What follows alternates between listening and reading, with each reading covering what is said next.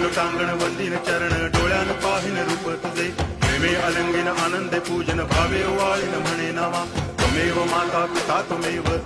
बंधुश्च सखा त्वमेव विद्या करुणं त्वमेव सर्वं मम देव कायेन वाचा मनसेन्द्रियैर्वा बुद्ध्यात्मना वा प्रकृति स्वभावात् करोमि यद्यत् सकलं परस्मै नारायणायति समर्पयामि अच्युतं केशवं रामनारायणं कृष्णदामोदरं वासुदेवं हरि गिरिधरं माधवं गोपिकावल्लभं जानकीनायकं रामचन्द्रं भजे हरे राम